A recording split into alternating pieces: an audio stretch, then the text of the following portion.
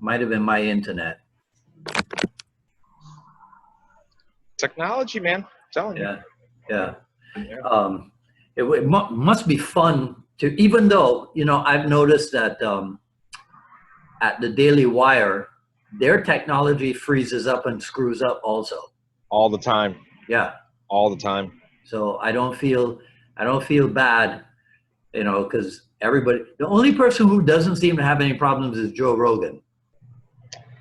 You know, you're right, but I often wonder if it's due to time, like, you know, bandwidth and look, I'll tell you what, I don't have a whole lot of problems inside this building. At home, I have all kinds of problems. Yeah. I don't, because the internet here is like lightning fast. Yeah. So I wonder if that has something to do with it. But you know, I think Rogan definitely invested in bandwidth at his place, for sure. Smart dude. Yeah. He must have taken a book out of Nik's playbook, or play out of my playbook, you know? Yep. I'm sure he did. Yeah.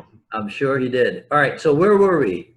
We were, I believe we were talking, well, we talked about the different types of teaching, and then we talked about getting rid of problematic students, the ones who come in and you know, kick the crap out of people in the groin, or people, you know, like poke them in the eye, like they're just excessive all the time. Yeah, you know?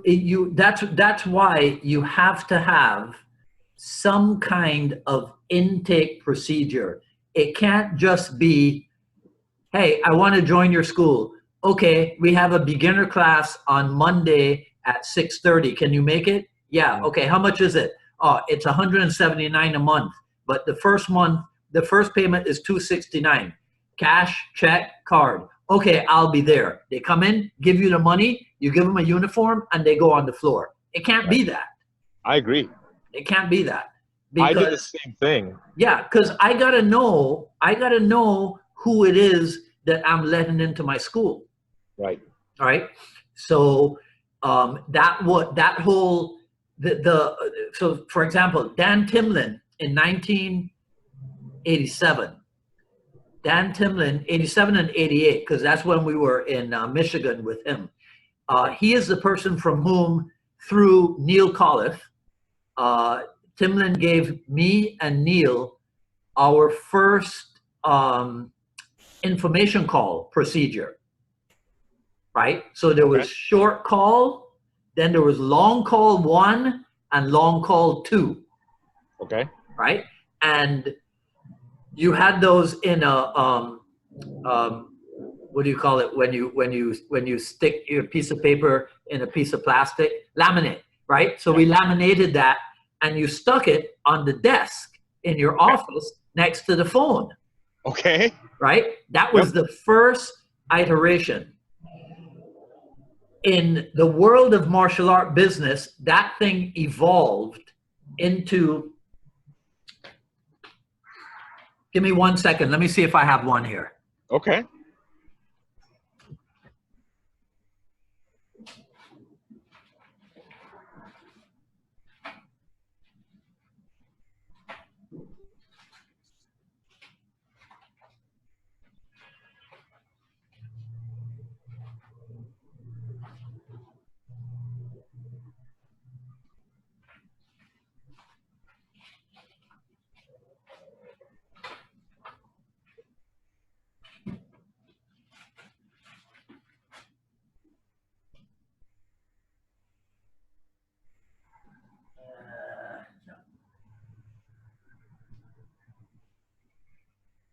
Okay. Unfortunately, I don't have one at hand, but it was the same thing. We rehearsed it every team meeting, staff meeting. We did Saturday mornings because that worked best. We didn't have Monday mornings. Like, I think that was what was recommended. But we had Saturday mornings because not everybody was full time, and we would always practice the info call to the point where it was internalized and nobody had to look at it, and we kept the idea of the short call and the long call. But we had the sheet so that as people were learning, they could read it. Because we wrote it out conversationally. Okay. Right? And so people learned that. And that was very, very important. And then the other thing that we took from the karate people was the 246 calls. Right? Remember those? Yep. But we extended that into 2, 4, 6, 8, and 10. Okay. Right? So that helped a lot also. Keeping an eye on people 2.5 months into their adventure with you. Right. You know, so we took that a little bit further. And so I didn't really ever end up with that kind of a student because they were weeded out. Yeah. In 3 or 4 initial sessions. Right. You know, so I can't say that I had that. I remember a guy. I'm pretty sure that he trained with a guy in a garage in New Jersey, and he said to me, I think he was going to college here. He was going to UM here, so he came over. And he said, no, man, I'm used to getting my neck cranked and leaving with bloody knuckles. So you know what lineage that was, right? I can guarantee I already know who the instructor was. I not only know who the instructor was, but I also know who his instructor was. So Okay. Right? Yeah. I'm with you, man. He said so he didn't join because we didn't deliver that. Right. So he canceled himself out. And he also had a comment about uniforms, you know, about the fact that people bought a uniform. And I said to him, I go, well, the same way that a particular article of clothing doesn't make you a better fighter, it also does not make you a better fighter. That's right. You know, plus we're running a martial arts school, man. You know, Jeet Kune Do is a martial art. You, man. So why can't we have a uniform? Well, I agree with that. I mean, look, I think you can go uniformed and not have to go into a gi and belt system. Why can't you have a school T-shirt? You know, why can't you have, you know, school sweatpants and that kind of stuff? I got zero problem with that. And that's actually, you know, it's interesting. I'll comment on this, but I really want to move into some of this this other question, you know, before we leave today. So I did the exact same thing you did, which is interview my people. I actually went one step further, and during my 30-minute conversation before they actually got on an opportunity to get on the mats, what I told them in an encouraging way, I'd never made it sound like I was being a jagbag to them, was, hey, listen, you know, like, so in our academy, we keep a smaller academy because, you know, I have other things. So I follow kind of exclusivity. So I don't want a lot of people. I want the right people. Mm-hmm. And so I want you to go around, talk to everybody, see, you know, mingle with them, ask them what they like about class. You know, just, I want you to get to know everybody in the family. But I also want you to know this. I'm also watching you to see if you're the right fit. Just as much as you're doing a 1-week trial or 1-month trial or 1-night trial at my academy, I'm also making a trial to see if you're the right fit. So this is a 2-way relationship. Yeah. And most people were really cool with that. But what that did was that put them on notice, you know. Yeah. And so I did that part of it. My following part, I guess if I had stayed in the academy, is one of the things that I was going to do was I was going to provide an anonymous feedback system every 3 months where I was going to give a list of the current students, your classmates, and everybody, don't put your name on this thing, but I want you to give me feedback on that particular student. Right. Because if I may not be seeing something that's happening in the mix or whatever, or maybe one of my staff is running classes or any of that stuff. And so, you know, but especially do it or not. And so I think that was going to be my next point of feedback. I didn't run into too much of that. Normally, once I had a conversation or two with them off to the side, they kind of, you know, pace back. But every now and then you got to put the hurting on one of them, or just say, hey, listen, man, this is the right place for you, you know? Yeah. Yeah. And so I actually like step three. I like step three because I like to glove up and put a mouthpiece on and let's go. Let's do some dirty work. And so, but I never really enjoyed hurting anyone by any means, you know. Yeah. I rarely had to do that. Get physical with somebody and get them out of the place. But damn, it could be fun. Well, yeah. Well, you know.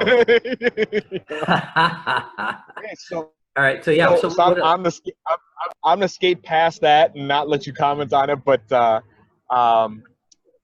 what do you think is lacking for, or what's been the struggle for JKD school owners to become a school owner? Like, is it a mindset like, hey, we're not supposed to be this commercialized thing, or hey, we don't want to become the next MMA academy, or we don't want to become the next Shotokan Karate Academy? Like, you know, like you and I talked about ownership. As JKD practitioners, we should own a lot of things that we don't. Yeah. And so what have you found as a business practitioner, you know, has been a stumbling point, you know, in the JKD school ownership community, let's just say? Well, so I can only talk about the years 1987 to 2014 or 15. Okay. Right? Yep. Because I've been out of the big school thing for a while, so I'm not sure what's going on. But in the early days, the stumbling block was an absolute dearth of martial art business knowledge. Yeah. We had zero. And so those of us who went in search of it, invariably, you ended up being coached in business by somebody from a successful Taekwondo or karate school, invariably. Right. And so as a Jeet Kune Do guy or gal, you had to make the decision if you were going to follow their directives wholesale, or were you going to apply the tenets of absorb what is useful and reject what is not useless, but what is not suitable, applicable. Yeah, or applicable for a JKD school. Right. Right. So I don't know, Sifu Nik, I don't know what came first, that parents demanded the belt, or did the JKD guys say, were they coached that this is what the public wants? The public wants the belt. And so they said, well, if I'm serving the public and I want to be successful, I have to give the public what it wants. And so I will do belts. I'm not sure what came first.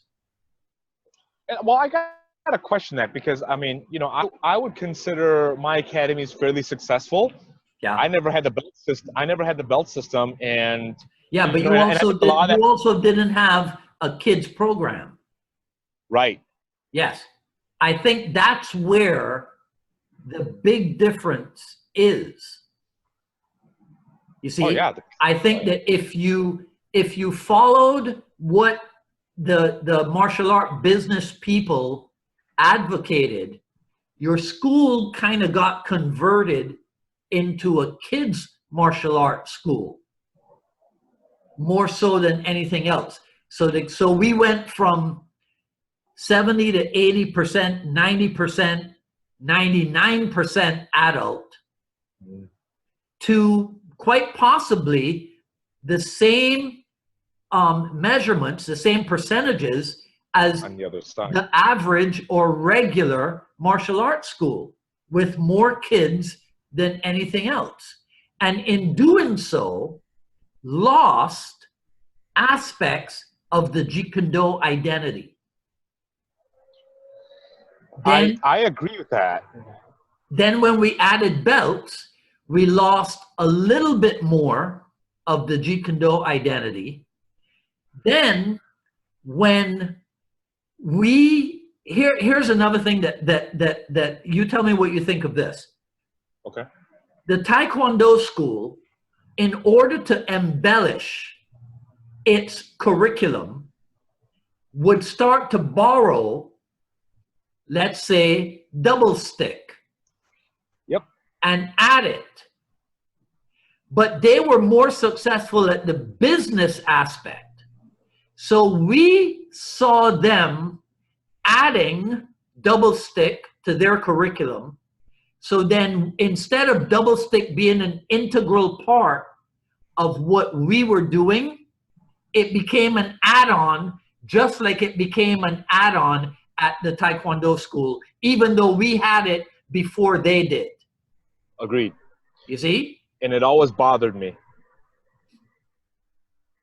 Well, Well, I should back into that. It didn't it bothered me up front, but over time it stopped bothering me, and I'll tell you why.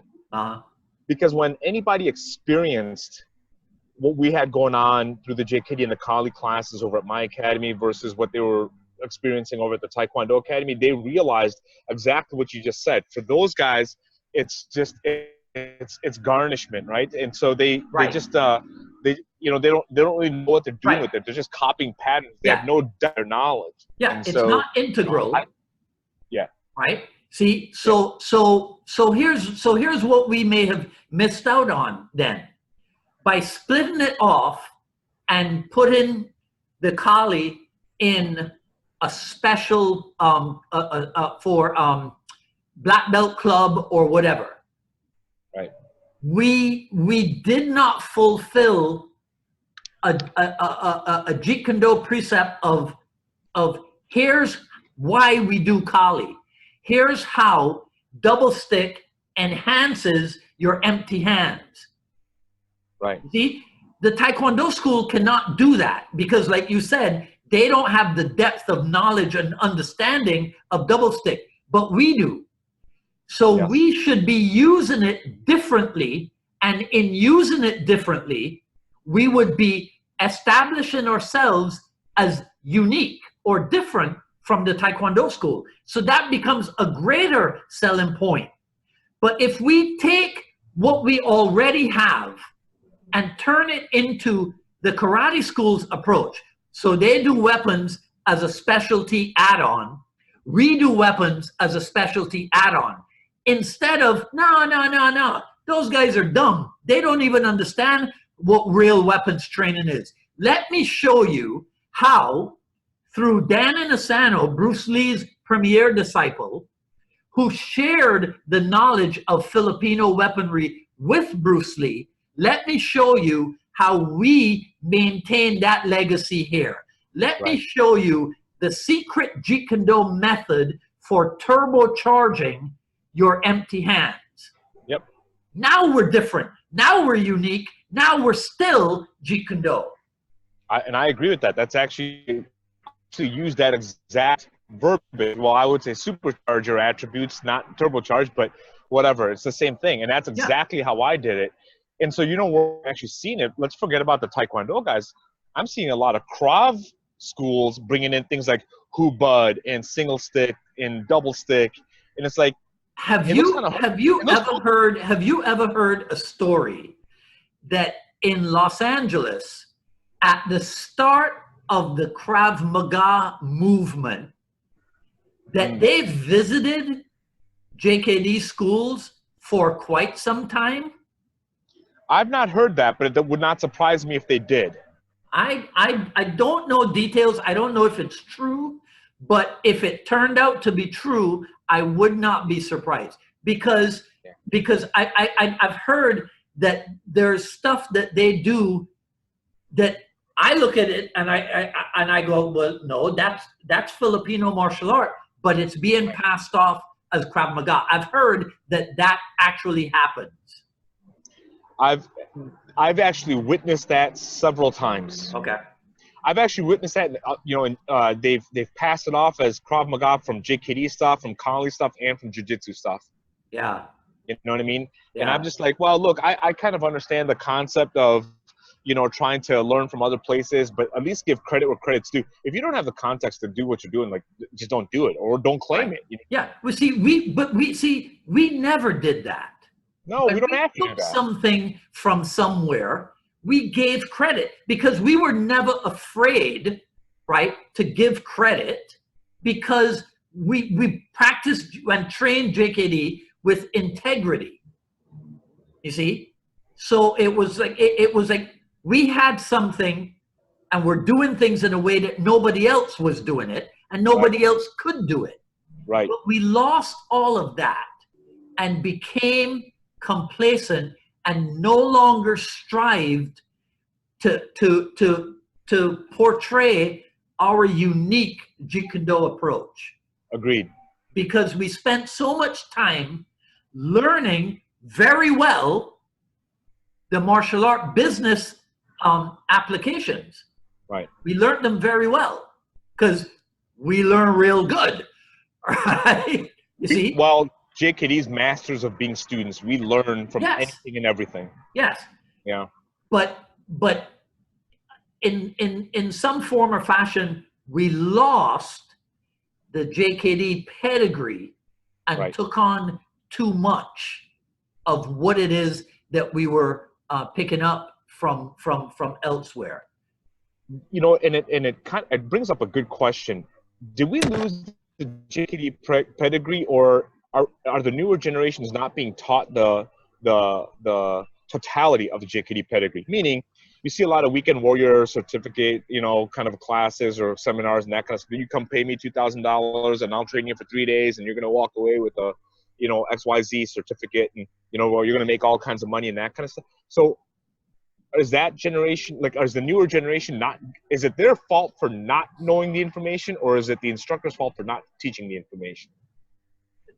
So you know what I mean? You've seen it, right? I mean, this isn't news. So what I've heard is that excuse me a second. I'm making a folder here to download the first part of the thing. Right? Fine. And while you're doing that, I'm actually going to take this and walk inside so that way this brightens up for you, because it looks on my screen. Is this too dark for you, by the way? It's not too dark, but it is darker than before. Yeah. Yeah, I'm lose light pretty quick, so we can still stay talking. I'm wireless right now, so we're good. I actually, just because of our technical difficulties, I wasn't sure if it was the phone, so I actually turned my laptop on and logged in that way. You know, so as we're talking, I'm just going to walk you inside. You get a little bit of a tour for about 20 feet. Yeah. So yeah, I think that it's a combination of things. I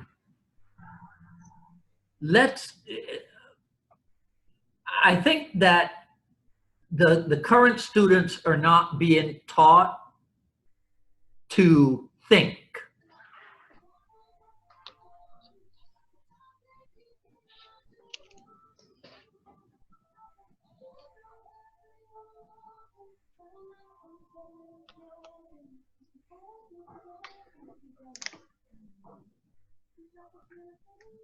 I'm here. Are you? Yeah. Are you good? Yeah, I'm good. Okay. Yeah. This should be better for you. Okay. I was saying that my generation, we were not given the finished product. So even if I went and I trained with Larry Hartzell, and Larry Hartzell showed lock flow, and he showed 10 specifics. Yep. Nobody was ever told, okay, this is the only 10, or this is curriculum part 1, 10.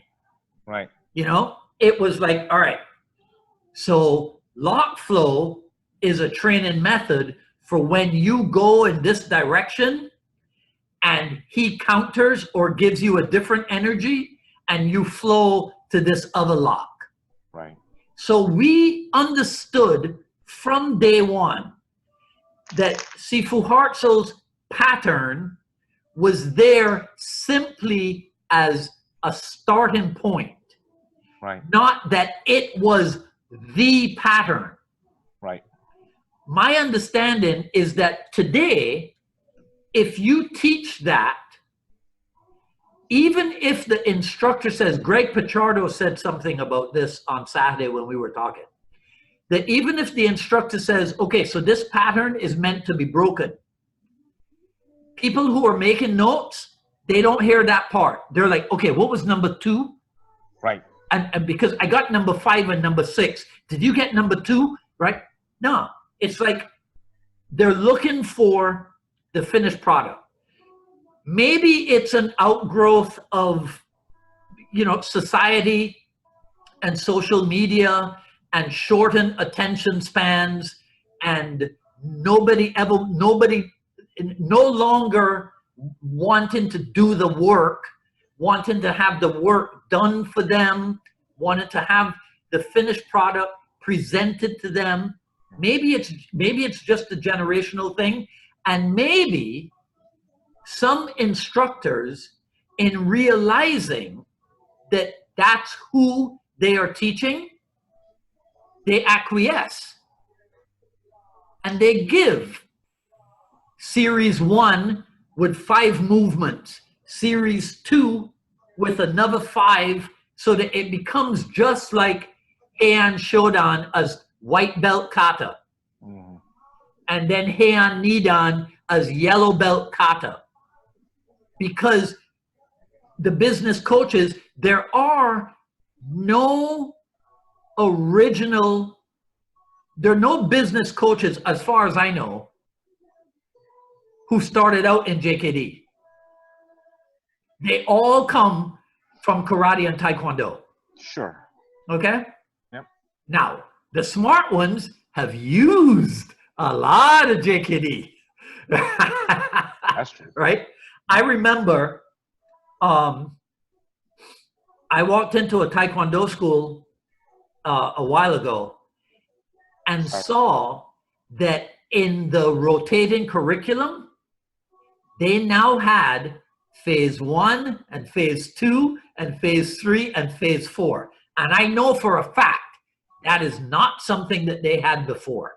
No, not even close. Well, you know what, the other interesting part to that, Sifu Dwight, is this. If in fact they're looking for a finished product, and that's fine, I mean, you know, it is what it is. If you're also a JKD student and you're participating in the debate of, are there 4 arts in JKD or are there 33, how the hell are you going to learn 33 or even 4 arts over the matter of 4 days, 3 days worth of training? What kind of finished product do you want if you have to even study? Like, JKD is a PhD system. It's not a, you know what I mean? It's not a low level type of thing. It takes experience and time. So if these folks are participating in the debate of 4 arts versus 33, then how are they going to try and get certified in a prepackaged phase 1, phase 2 kind of a thing? Well, I'm not a good person to ask how they would be able to. It's intellectually dishonest. So yes. I would just ask them that, be like, okay, well, if you're going to participate in this, then why are you participating in that also? Because then it just doesn't make sense. Because you know what, like, this is you know, it's really interesting. I go through different Kali stuff. I go through the Dao of Jeet Kune Do. To this day, 20 plus years in JKD, I still learn. I still find people like yourself and say, hey, look, what can I learn from Sifu Dwight today? And you might be repeating something that maybe I learned 19 years ago, but you have a different slant to it, or some finite point that, you know, I was missing. And so it's a perpetual learning process. This is not simple. We don't do anything easy. Yeah. Well, see, so look, I've said 3 things today that are my sayings. Yep. Right? And they came about because it was me trying to explain and make it simpler for my students to understand something about Jeet Kune Do. So it's not me trying to say what Bruce Lee said, you know, because I'm not Bruce Lee.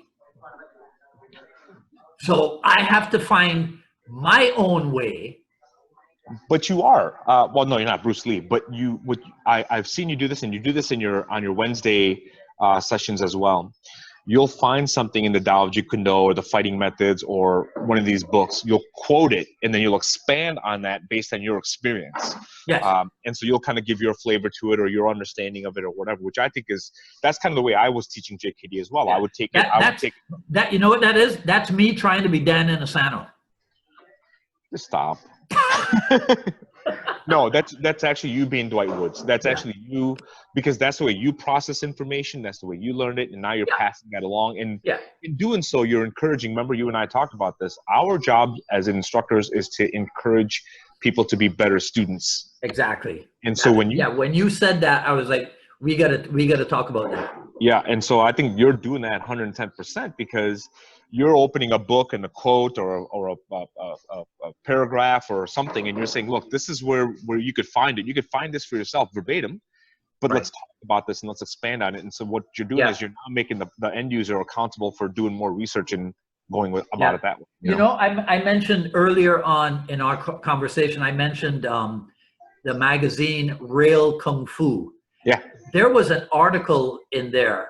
I mean, so this is going back, you know, that Fight and Arts thing is 43 years old. This magazine, Real Kung Fu, dates back to that era. But they talked about the Kung Fu method of comparison. So there's a thing, I think they called it Doksao. And in Doksao, you taught your Kung Fu back and forth. Okay. And that's how you proved the superiority of one style over the other, by being able to talk your art, right? Okay. I remember Dan Inosanto talking about Tim Tackett and saying that Tackett was the most eloquent of the Jeet Kune Do guys.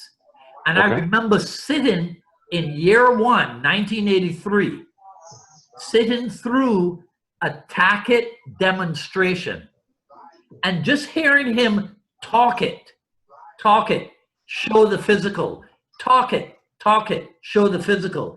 And I remember being completely impressed by that.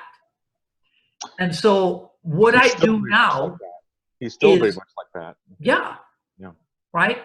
So it's in keeping with the example that was set by my Jeet Kune Do seniors, and it is also using the materials of the founder of Jeet Kune Do, so that we're showing that our art has got it all.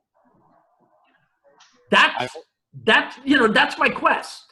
I also think what you're doing is you're actually preserving the art as it's supposed to be in doing so, because what you're doing is you're providing the lineage. And look, we don't have a huge lineage. We're only 2 generations separated, right? Yeah. And so it's not like you have to go back to the 1400s. You just have to go back to the 60s and 70s, which for the youngsters might seem like a long time ago, but it's really not. Yeah. And so you're preserving the lineage of the system, which means you're also carrying on the authenticity of what you're teaching. And I think that's an important part of teaching JKD. Yeah, for sure. You know, because I get bothered by some of the terminology that I've seen. I think I've told you this before. When I first started to search out and seek JKD, I ran into like Shotokan JKD and JKD Hapkido and all kinds of stuff. Yeah. Now it's turning into like, JKD for the cage or, whatever they got. Yeah. And so everybody's got their own little thing to it, but it's like, man, like why are you changing something when we already have it? Right. You're doing it as a marketing ploy and cool, but didn't say that, Yeah. So. The idea of, like, one of the things that I always wondered about was, like you said, Shotokan JKD, or somebody who says that, well, at my school we teach Shotokan, for example, and we also teach Jeet Kune Do. Right. Immediately, what that screams to me is that, you consider Jeet Kune Do to be only a physical art. You don't understand JKD as an approach to martial art training. Agreed.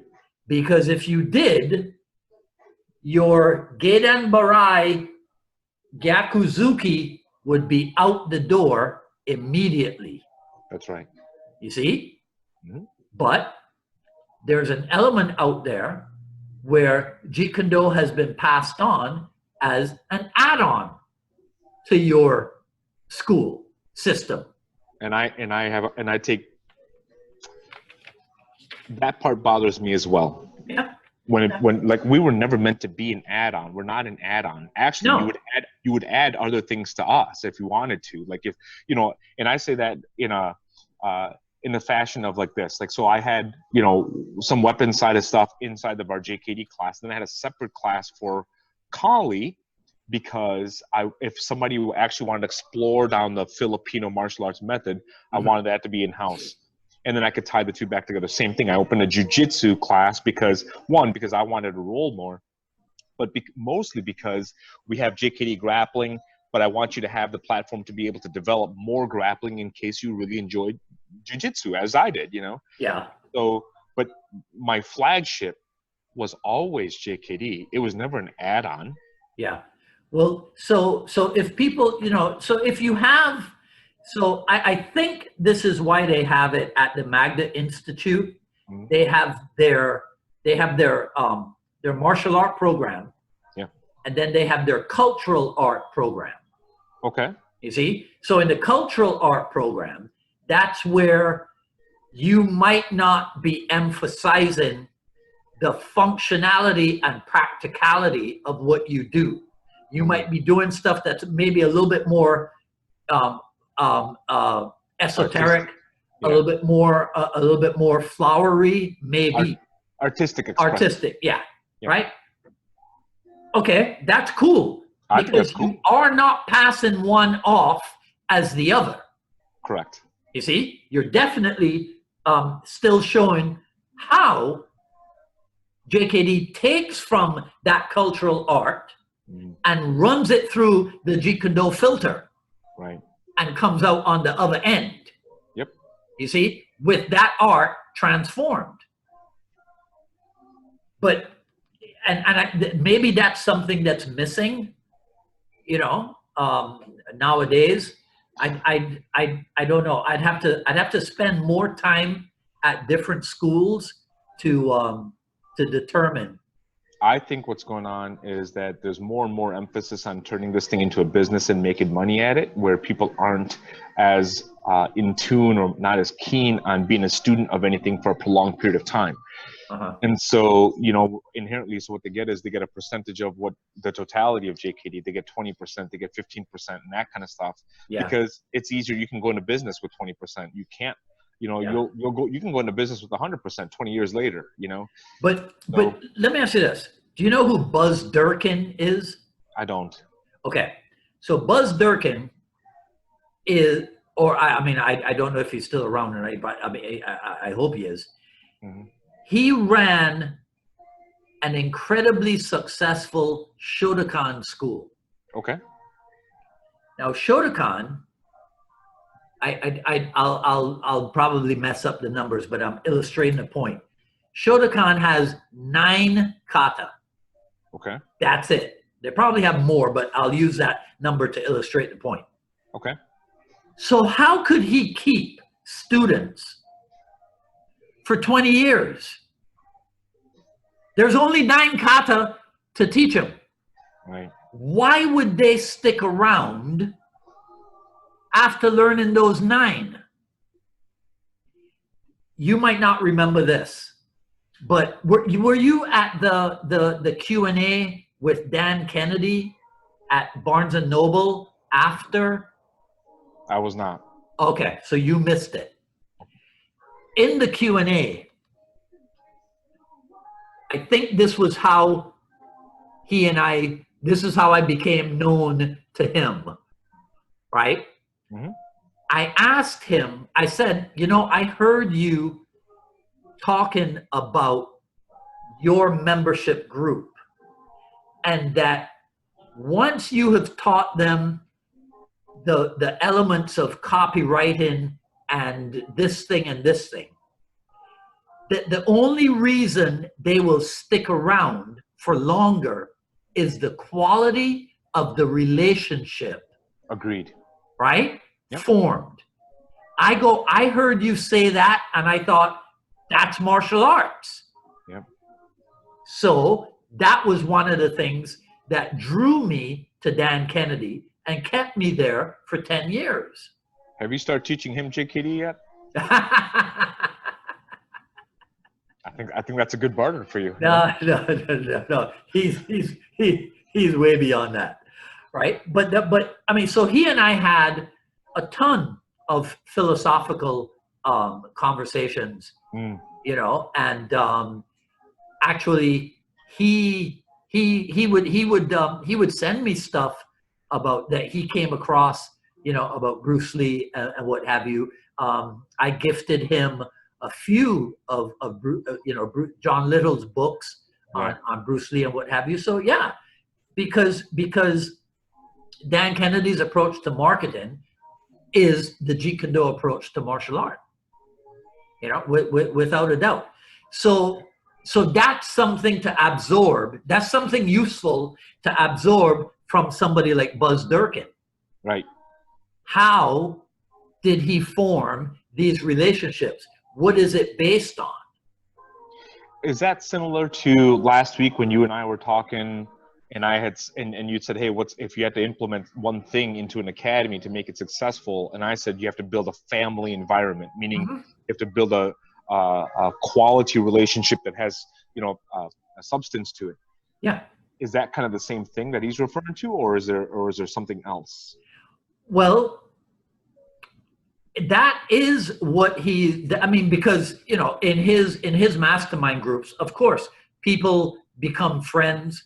They probably even do joint ventures. Sure. Right? So they come in, they learn from him how to make more money. They learn from him how to joint venture with somebody and make even more money. Right? And so there are people who've been with him forever. Right. Who can just like we have, where your student can become your teacher. Yep. So we saw that with Inasano, and we have seen that, you know, I have students who became much more skilled than I was in Pencak Silat, for example. Right? So the same thing would happen with Dan Kennedy. A real estate guy comes to him to learn about marketing.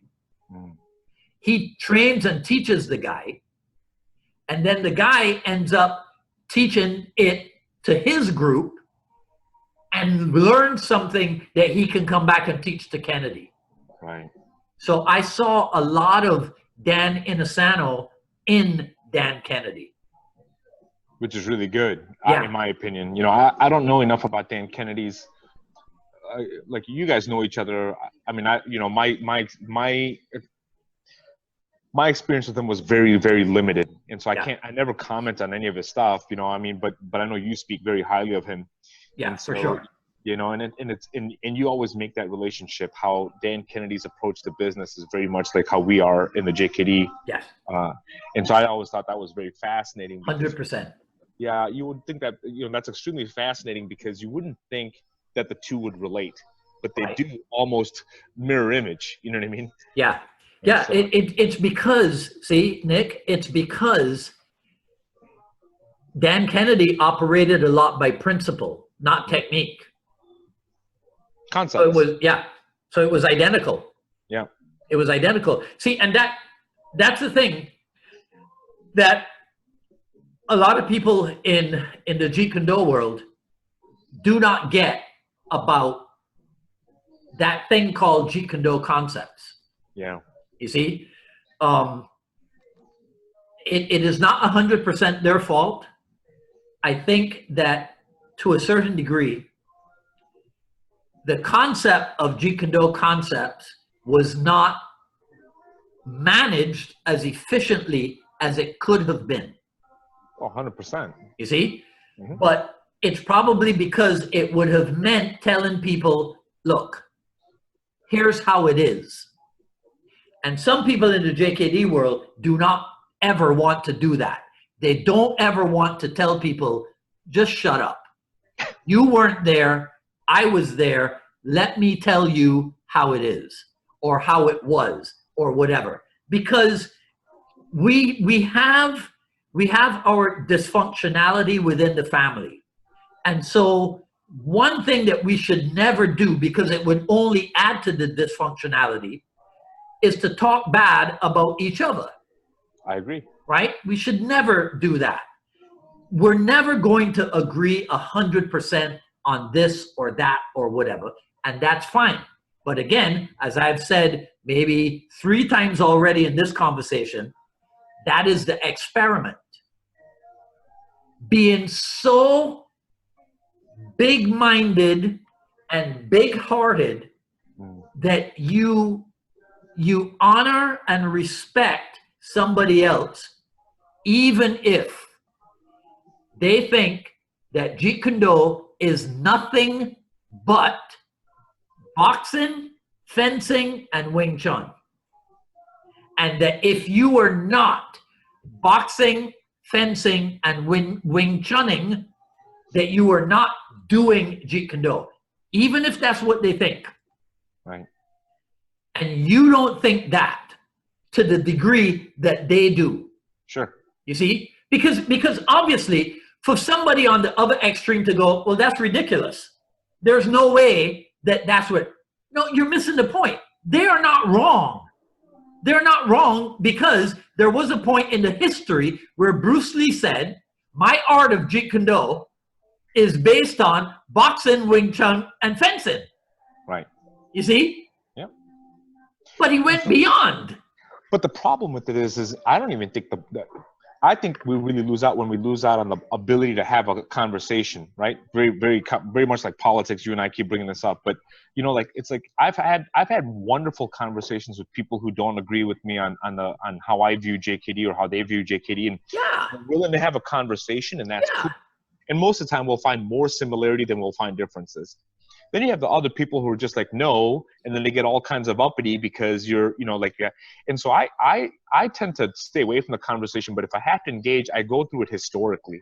You know what I mean? Because you can't deny evidence. You can deny what I'm saying, but if I can take what I'm saying and back it up with actual proof, right? What do you got to say about that? You know, and so like I don't even think that the problem is the debate itself. It's when you can't have that conversation. Yeah. Without prejudging and any of that stuff. So I get really, you know, it's a lot like talking religion or politics because, you know, JKD is both, right? Martial arts in general is both. And so it's kind of like going hands off and just kind of, which is really why I turn to folks like you and why I think that I love JKD page, why that's become kind of a second home for me is because I enjoy your presentation on this thing in an impartial way. But it's always historic. It's never like you're not saying this is the way it is. What you're saying is, hey, this is where it comes from. Draw your own conclusion. I'm gonna guinea pig you right now. Okay. Because you know I'm doing the associated disciplines series. Okay. So at some point I got to do the Kali thing, right? Okay. So dig this. Jeet Kune Do, the way of the intercepting fist. The idea comes from fencing, correct? Correct. Fencing is a bladed art, correct? Correct. They use a sword. The Spanish word for sword, right, is espada. Yep. The Spanish word for fencing is what? What's the French word for fencing? Do you know that? I don't. Okay. The French word for fencing is l'escrime. Jeez. The Spanish word for fencing is eskrima. Sure. So let me make sure I understand this. Jeet Kune Do, the way of the intercepting fist, is an idea borrowed from fencing. So it is an idea borrowed from eskrima, right? Mm-hmm. You see? Yep. Okay. Now, I can see that connection. Right. Now, it's boxing also, correct? Yes. Do Filipinos box? Yes. Do Filipinos have a long history in boxing? Very much so. Okay, right? It is Wing Chun. And Wing Chun has a thing called trapping, correct? Correct. And Filipino martial art, empty hands, has a thing called checking, correct? Yes. Different or similar? Very similar. That's why. You see? But what does it take to accept that and to internalize and absorb that? Big-mindedness and big-heartedness. At least open-mindedness and open-heartedness. See? Yeah, I agree. That's what it takes. I agree. So for somebody to say, no, Bruce didn't do that. For the other person to say, well, Jeet Kune Do is using No Way's Way, so we're adding this and we're adding that and we're adding that. See, those two extremes? That's a misquote. It's in the middle. It's in the middle. But to exist in the middle means you got to take elements from over here and elements from over here and do this to them. Marry them, pit them. Yep. And that's where, well, we all know marriage is not an easy thing, right? It's better, it's easier probably to stay single or stay playboy, right? Nah, man, that costs too much.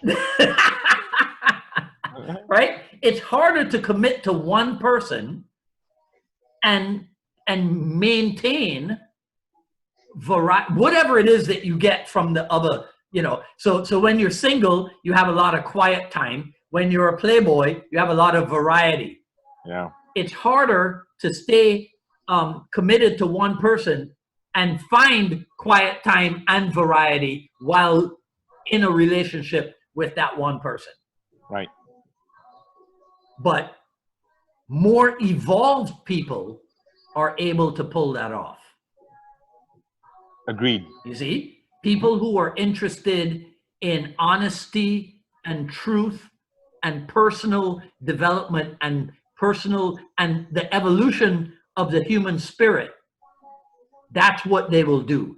They will give that their best shot. Agreed. That's what we're doing in JKD. We're given the willingness to embrace freedom and truth and realism in training. We're giving it our best shot rather than trying to find security in mixing a whole bunch of stuff or sticking to one thing. Add-ons. People are looking for add-ons. Yeah. And I struggle accepting that because, you know, look, I got 2 decades into this thing. You got double that. And it's like, you know, if I don't feel like if I don't even have the full depth to it, and you kind of say the same thing, it's like, what do I need to add on? I just need to continually study more and stick to the principles, you know? Yeah. Yeah. And so it's really interesting. I'm really concerned. I don't even want to say concerned. I'm at least observing what I feel is going to happen over the next 5 to 10 years in JKD. And some things are really exciting to me. And other things I kind of go, wait a second, I don't know if I like the direction of that, you know? And so there's probably got to be a couple things like that for you. I'm sure there's some stuff that you look at or some people that you look at be like, that's spot on. And some stuff you look at and you go, I don't think so. Again, I don't know if I am visionary enough. But I think one of my biggest problems. You're educated enough. Yeah, but you know, yeah, but I don't know. Sometimes maybe I'm not smart enough. One of my biggest problems. You're charted. Well, you know, I'll tell you what it is, right? Yeah. And, or you don't want. If you don't want to answer, that's fine by me too. No, I'm trying to give it. I'm trying to give it my best answer because the truth is, I really can't sit here and go, oh yeah, I think that such and such is going to happen and such is going to happen. I really don't think about it that way. So that's why I say I'm not visionary. Okay, right? Then go to current times. What don't you like right now, today? I do not like, Chris Kent calls it identity crisis. I do not like the loss of recognition of Jeet Kune Do. I do not like that. I do not like how, let's say I'm correct that Brazilian Jiu-Jitsu came in right? And swept everybody off their feet. And the approach in Brazilian Jiu-Jitsu was 10 years to a black belt. And everybody's goal was the belt. And so the karate people had introduced that idea to us. And maybe they sold us on it, maybe they didn't. But now, the worldwide cultural, societal phenomenon that is Brazilian Jiu-Jitsu came in and swept everybody off their feet and reintroduced the idea of the belt. Right. And next thing you know, Jeet Kune Do people, who of course are always the early adapters, right? So UFC 1 was 93. Right. JKD people were in Brazilian Jiu-Jitsu 10 years before that. Ask Eric Paulson. Okay? 10 years before that, right? Because we are the early adapters. But when Jiu-Jitsu sweeps everybody off their feet, we go, you know what? Maybe it's not so bad if you use the belt. So now they got belts for Kali, they got belts for Silat, they got belts for JKD, they got belts for everything at their school. Right. Okay? Again, anybody who complains about that is somebody who's not making money. Right? My approach is probably always to rail against that which is popular. Because if everybody's doing it, everybody is not smart, you know. Right. Right? So, I agree with that one. I'm going to read you something. And it is on, let me do this backwards. Boom. It is on this page of the Tao, right at the beginning. Some martial arts are very popular, real crowd pleasers, because they look good, have smooth techniques, but beware, they are like a wine that has been watered. A diluted wine is not a real wine, not a good wine, hardly the genuine article. Okay? That was Bruce Lee's caution on popular martial arts. Sure. Now, nobody is going to doubt the efficacy of Brazilian Jiu-Jitsu, but it is it's an extremely popular art, and it does look good, and it does have smooth lines. The precaution about it might be, however, adopting it wholesale. You see, because it cannot answer everything. It answered everything for Hoist Gracie on TV in 1993 and sold him and the art to the whole world. Agreed. But most people didn't go, that Hoist Gracie was the best prepared fighter in that tournament. Nope. Right. Most people went, Brazilian Jiu-Jitsu beat every other style. And that did it for them. Yep. Fine. But as JKD people, we got to go into Brazilian Jiu-Jitsu the same way we go into anything else. Because, see, we would analyze Shotokan. What's good about Shotokan? Well, this idea of going like this, I'm going like this, we reject that. So when we go into their business, when we go into looking at the karate business, we have to do the same thing. We have to reject some aspects. Right. You see? So you don't adopt their business practices wholesale and go, they use the belt, we use the belt. Because they use the down block and the reverse punch, and we don't use that.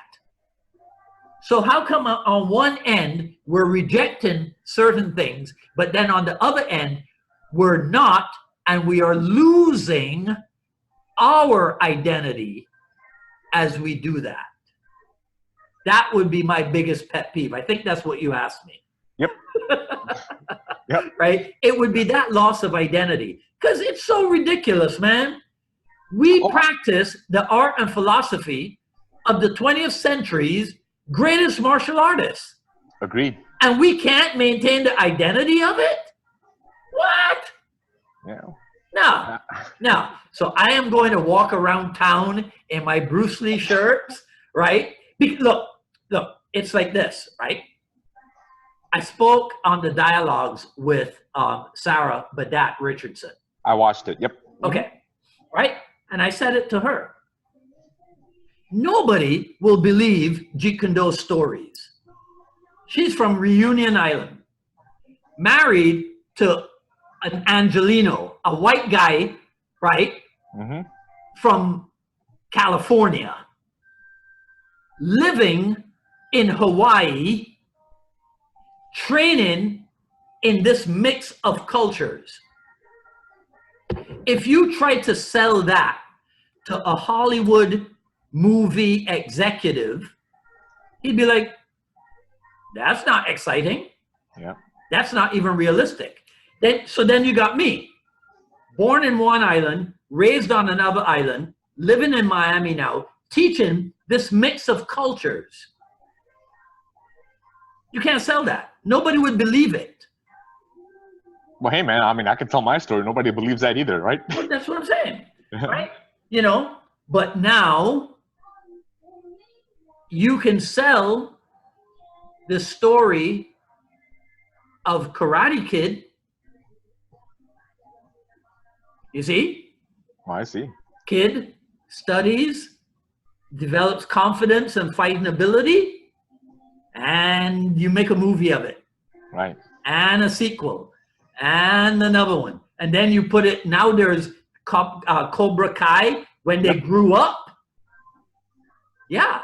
And now they're passing their teachings down line. Yeah. Well, all of that exists in JKD.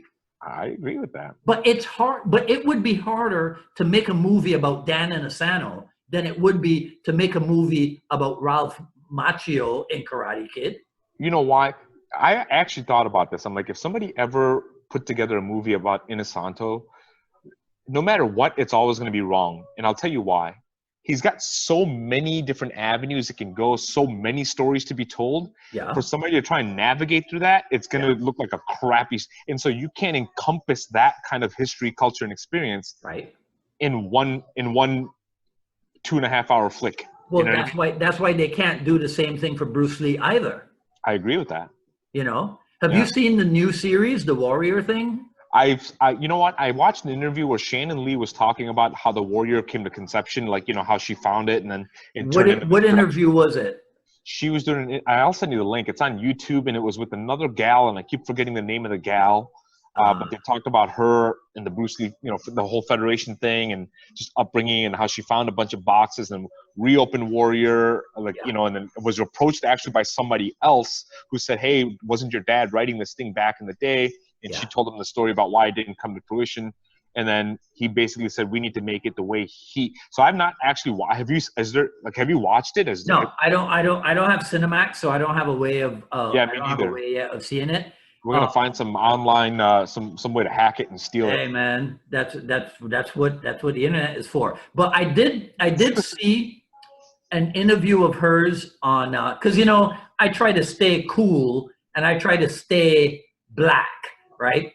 So I watch there are two hip hop podcasts that I watch. One is based in San Francisco, and the other one is based in New York. And she was on the San Francisco one. Okay. And so the guy is telling her about how Bruce Lee, how her dad influenced the hip hop culture. Yeah. Right? Which was something that was explored in how Bruce Lee changed the world. Right? Yep. And so invariably, he says, so we take Bruce Lee's sayings and we apply it. So the one, he says, so like my favorite is the one, adapt what is useful, right? And idiot me, I'm sitting there waiting for Shannon Lee to go, well, it's actually absorb what is useful, right? Yep. because to my brain, right, the way my brain works is you don't let anybody slide, right, when it comes to JKD sayings. They either get it right or they go home. That's okay. That's a hell of a way of putting it, man. Okay, you either get it right or you get, and then when you get it right and you say absorb what is useful, then at the end of it, I say to you, so you know, it's actually inaccurate to assign that saying to my father. He never actually said that. And then they would go, what? I go, yeah. See, because here's the thing about Jeet Kune Do, man. There's levels and layers to my father's art.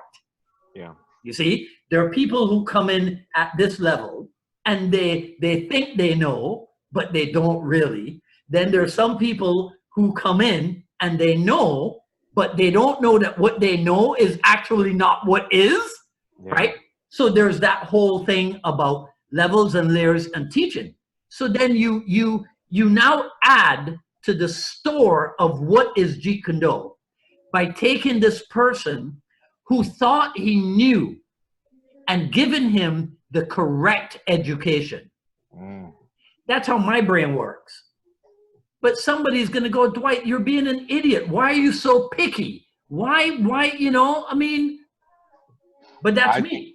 But on the business side of things, I think Shannon appreciates the fact that you have a hip hop person who's still compelling her father's name, which ultimately is going to result in exactly. And I wish that I could do that.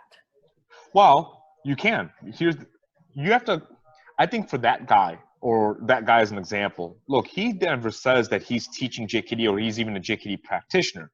He just has some Bruce Lee-ism that has impacted him in somehow, and he's just expressing that's his personal experience.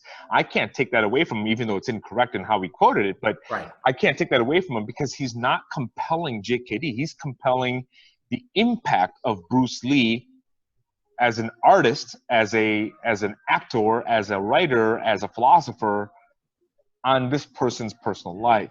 And so how can I negate that? I can't argue with him on that. Okay, so if I say to him that it's actually absorb what is useful, am I negating? Is that what I'm doing? Am I negating the effect that it had on him? No, I think that if you had just made that correction, it's not that big of a deal.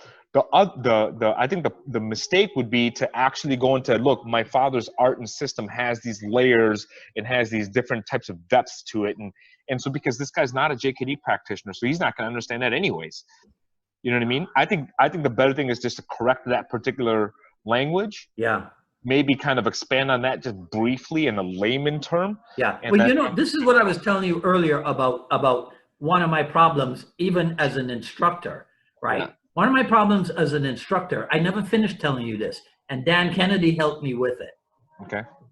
I always figured that if I could do it, and if I could get it, if I could understand it, then anybody else could. But that's not true. But that's how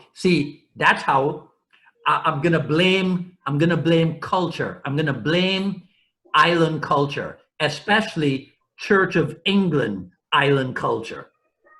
You see, we were taught, I may have told you this before, and I'm sure I've said it on one of the shows. We were taught, don't think too highly of yourself, because there's always somebody better off than you, and there's always somebody worse off than you. Yep. You see? So it's well-intentioned. Now, if I had kids, I would never teach them that. I would teach them instead, believe in yourself. as strongly and as highly as you can. I would never teach them to do the opposite. You see? I would agree with that because you're compelling excellency or to the best of their ability. Yes. But the difference is, don't walk around arrogant due to that quest for excellency, because there will always be somebody who might be a little bit better than you or a little bit not as good as you or whatever. Yeah. So push yourself as hard as you can to be like perfection, knowing that perfection doesn't really exist. But the other thing is, don't condescend on the people who aren't at that same level. So because of that, see, because I think that if this hip hop guy was influenced by Bruce Lee to a way of thinking, I figure he was influenced the same way I was. So I'm thinking, okay, he will actually appreciate being given the correct saying. No. I'm pretty sure he's not gonna appreciate. I'm pretty sure he'd appreciate you not correcting him, right? And because what you do, you expose how much they don't know. But that's my problem. But that's my problem. I think that if I'm thinking it, right, and if I could get it, I don't think it's a problem. Well, I find it entertaining. I could see it being problematic for you, but for me, being third party to it, just kind of watching that interaction. No, it is a problem because so when I do my whole like I just did, I said to you, what is the French word for fencing? You see? Yeah. The way that kind of thing has backfired in my life is that when I do that, insecure people, they go, oh, he's trying to say that he knows more than me because he knows French and I don't know French. And I have had insecure students, when I'm trying to make the point, look, I'm trying to instead of making just one example with the Spanish language, I emphasize that it's in two languages, right? It's in French and Spanish. So I'm trying to drive home the point even more forcefully. What I had was insecure students, senior students of mine, people who had been with me for quite some time. And they took that and turned against me, okay? Because of their insecurities. They were like, oh, he's always trying to make us feel inferior. And I'm trying, because I'm not keeping the knowledge to myself. I'm teaching it to you. See, so that now, anybody who hears this, they can now go to their school and they can go, you know, the Spanish word for fencing is eskrima. You know that Bruce Lee's Jeet Kune Do, the whole idea of intercepting comes from fencing. Yep. Now maybe everybody goes, oh, that's in, or maybe, but I don't know. To me, it's interesting. I think you should put that just up as, here's a fun fact for you, kind of a thing.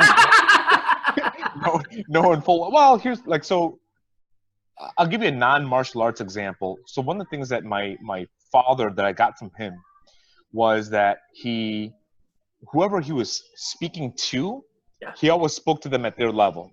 Yeah. And so he had very unique relationships, and everybody appreciated the fact that he never looked like he was like, even if he was educating you or whatever, he never came off as like he's trying to shine you on. He spoke with you in terms that you could understand in a manner. And so, look, you're a super duper smart guy, charted, right? And so you're just saying it the way you're saying it to help people educate, but they hear it differently. What they hear it is as, you know, like this guy thinks he's a historian or an authoritarian type of a position for, you know, and you are kind of a historian and kind of a point of authority in JKD anyways. So they should just appreciate it, but they might hear it the wrong way. Yeah. And so, you know, I wouldn't say it's a problem for you. I would just say, hey, look, if you're going to add it, just how do you adapt it to, you're a great teacher. So part of teaching is comprehension, making sure the student and so how do they comprehend it? And the thing is, it is actually the genuine me, because I know. I sucked at everything in school except languages. Okay. Right? Now I suck at languages except when it relates to Jeet Kune Do. Well, I don't know. When I came to your academy, you were giving lessons on metonyms. Well, yeah. You know, so you must be okay on language, you know, because you know your students and I were like, a metonym, huh? How the hell do you spell that? And then you spelled it out, and like, hey, you know, so yeah. Look, it's because I'm good at two things, and I've told you this before. Yeah. Martial arts and airline work. And there's nothing in my life now that requires me to be good at airline work. You know? And are you just teaching full time? This is kind of your gig now? This is all you do anymore? Yeah. I mean, this is all I want to do. Well, want to and do are not always the same thing. Yeah, but I don't want to do anything. I don't want to do anything that I don't want to do. Oh, I agree with that. And I don't want to be in a life where I have to do such and such, because that would drive me crazy. Yeah, but people still have lives to lead, right? So they have to pay their bills, have to pay their car payment, their mortgage, their rent, or whatever. And so, you know, like I feel very fortunate to do what I do, and this is all I have to do. I don't have to do anything else. Right. But there's a lot of people that are in our industry, and I'm kind of circling around is, you know, if there was one piece of advice that you could give to somebody who's starting off, you know what I mean, is I guarantee you it's not going to be quit your job and don't pay any bills, but start teaching martial arts and try and make money at that. You know, maybe that's good advice, I guess. You know, if you got to survive, you got to work, you know? No. See, because here's the thing, right? Here's the thing. If somebody wants to start out running a martial arts school, mm-hmm. they could talk to me. I could teach them, you know, what I did, right? Mm-hmm. But they could also go to, what's the guy? Mike. He's from Texas. Small Dojo, Big Profits. Do you know who that is? Mike Massey. Yeah. Mm-hmm. Right? Because Mike's a perfect example. I mean, all the stuff that he has done. Right? So nobody necessarily, they could come to you. Right? They could learn it from you. Huh? They should come to me. Okay, they should come to you. Yeah, I agree. Right? You see?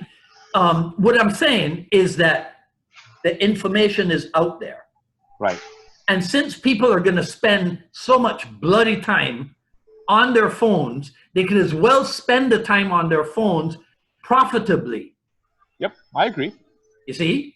Mm-hmm. So go to the Inner Circle page and watch the video, make notes, and go implement what Sifu Nik says. Right?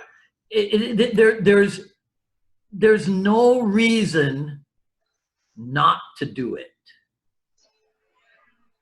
People are prohibited by their own concerns, by their own fears. You know what I mean? And so, you know, and especially if you have like I started my business, I was like, in my 20s. And so some people might be in their 30s or 40s or 50s. And then they're like, well, you know, I got kids in college. But here's the thing, right? Here's the thing. Mm-hmm. In business, if you do the research, can you find out any success stories that happened when the business person was in his or her 50s? Can you find people successful who started in their 50s? Absolutely, you can. Yes. Yeah. In their 60s, maybe? It starts to become less and less. But you could still find it. Yes. So if one person has done it, then anybody. What does that mean? Anybody can do it. It means it can be done. Yep. Right? So, but we're talking about Jeet Kune Do, right? Mm-hmm. Okay. So who's the role model in Jeet Kune Do? In today's day and age? Yeah. Well, Bruce Lee is always going to be a role model. Right. So that's the main role model. There can be others, but that's the main. Sure. So now you got to ask yourself, is this a guy who was ruled by his fears?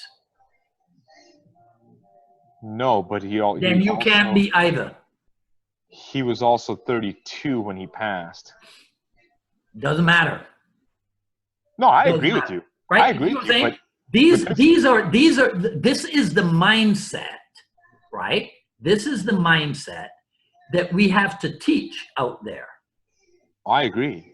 I agree with you wholeheartedly. But so and I'm kind of bringing this up because there's been several people on the I Love JKD page who have contacted me, just after watching an episode or 2 episodes or whatever, and had this conversation. Some of them have come over to my Inner Circle Mastermind group, and it's like, and they give me their concerns about why they shouldn't do it right up front. And like, so, in my mindset's very different. I learned how to hunt.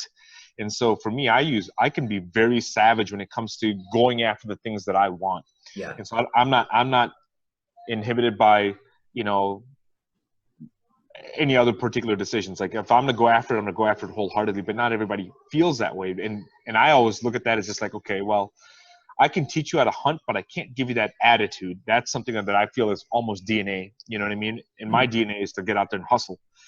So, for the people who are starting off, I always love hearing what previous school owners and instructors, what kind of advice they would give to a newcomer in this business. Yeah. You know what I mean?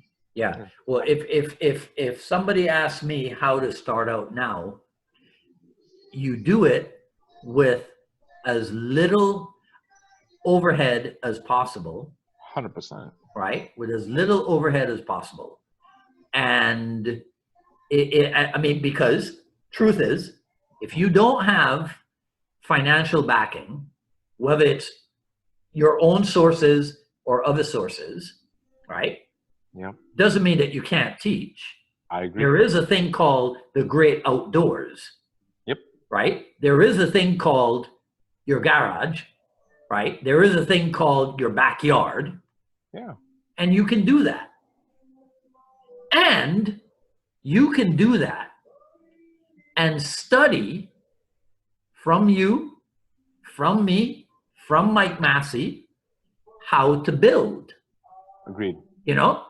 Because I teach Tuesdays and Thursdays at my friend's gym. You think that means that there are not things that I apply from when I had the 2,400 square foot, 250 student school? There's still things that I apply. Yeah. And as time goes by, I will implement even more stuff, because solid business approach is solid business approach. Fundamentals never change. Exactly. Yeah. Right. So principle is principle. What's next for Dwight Woods? The seminar thing. Okay. So in June we're doing a thing in Crystal River. So that's up in like the Tampa area. Okay. So actually we're building the link for that. So I'm going up there. It's just a Saturday seminar. It's not Saturday and Sunday. Do you know the date? June 22nd. June 22nd. Is that self-hosted, or is somebody bringing you up over there? No. The people at Agoge Combatives.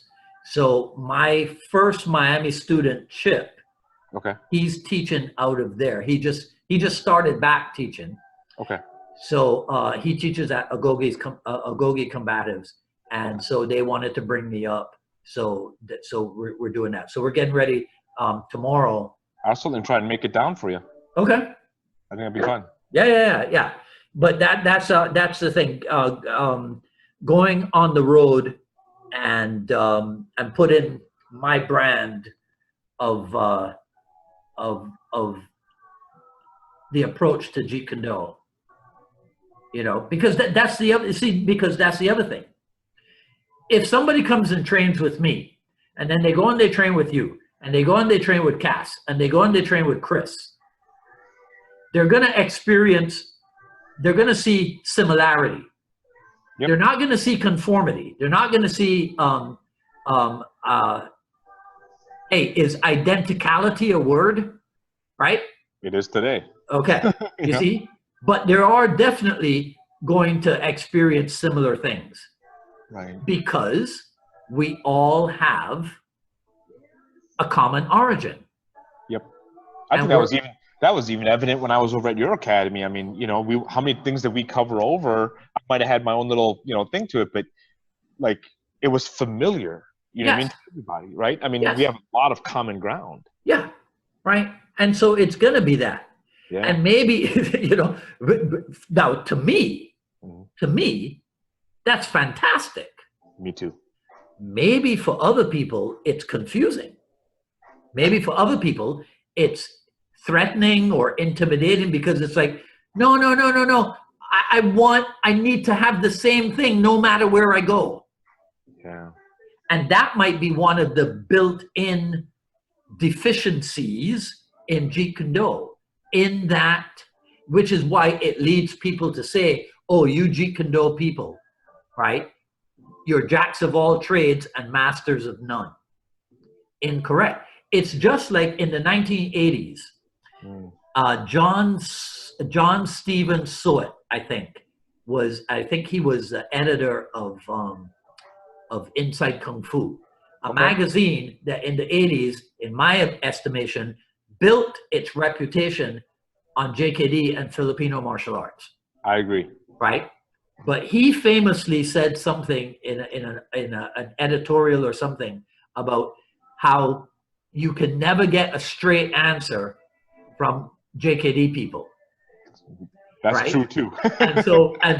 so he said something like, well, can JKD be taught? Right? He posed this question, and then he answered it, and he said, no, but here's a seminar flyer. Well, it's funny because you can't get a straight out answer out of JKD because we are very clear about something. There's no black and white. Everything's in the gray. Mm-hmm. So that's why we study the way we study and we take the approach that we take. And so we'd be lying if we just said yes or no. You know what I mean, to anything. It's like, well, can JKD be taught? Yes, but can JKD be learned? We rebuttal it. You know what I mean? And so,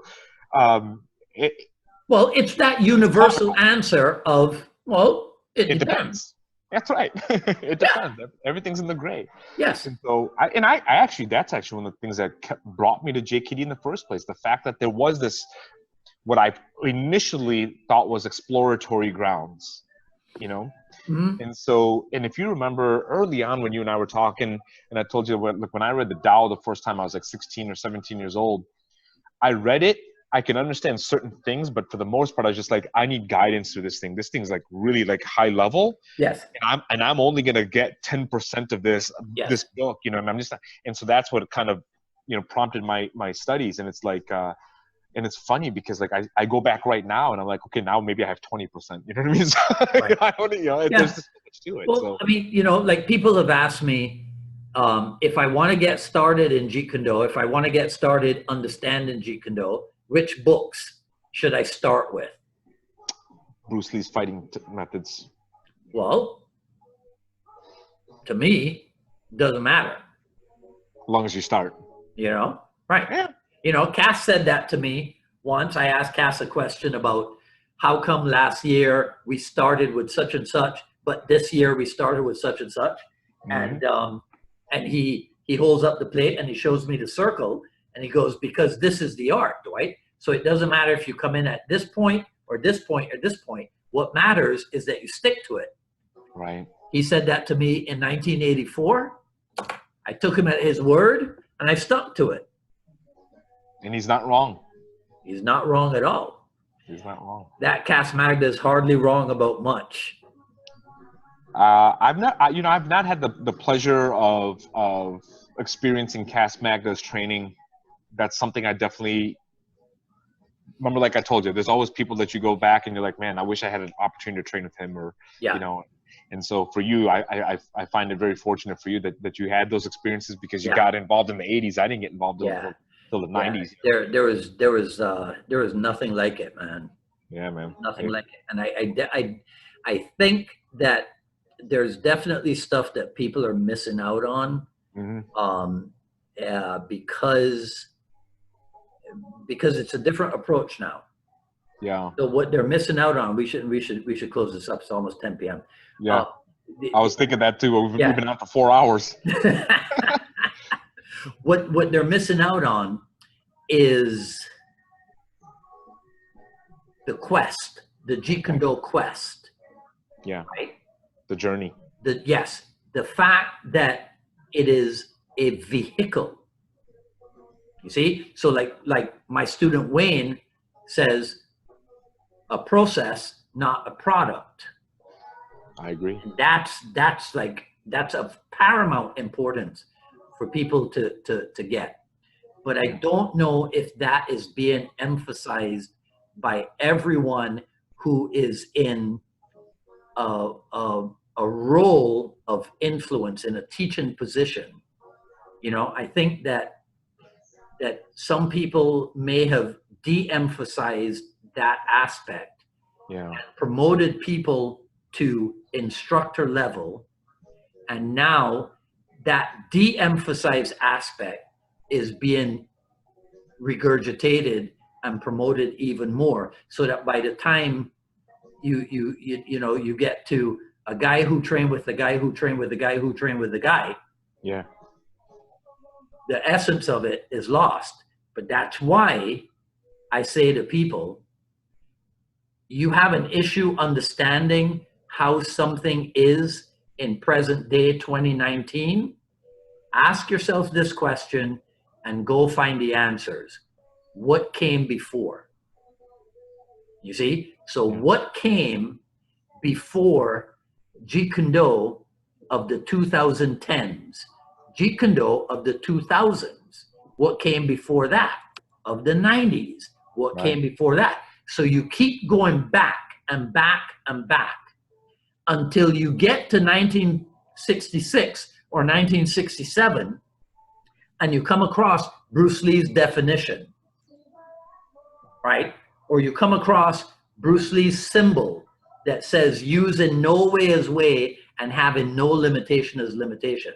That's right. But you're not going to get that answer if you go look in 2019. Hardly ever are the answers right there.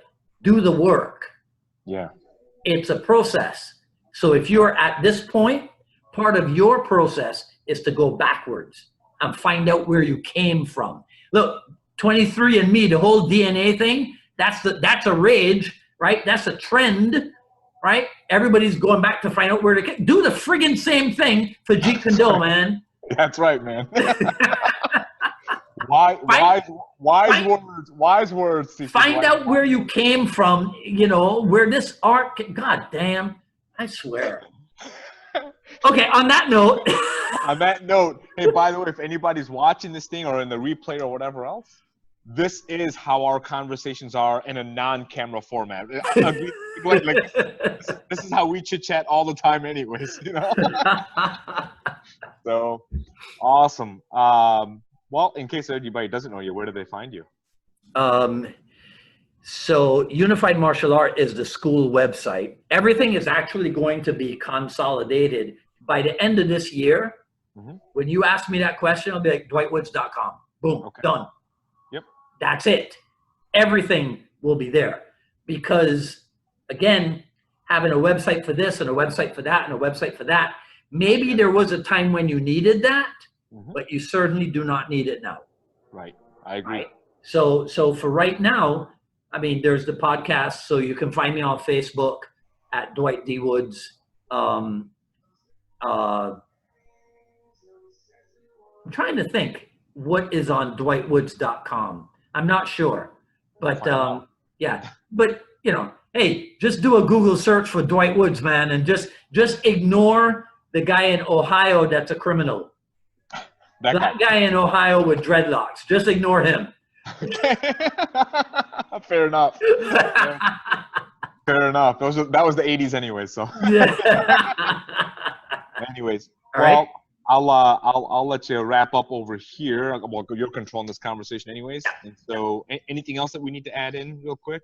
I mean, we can and work out some more questions, and we can do this again.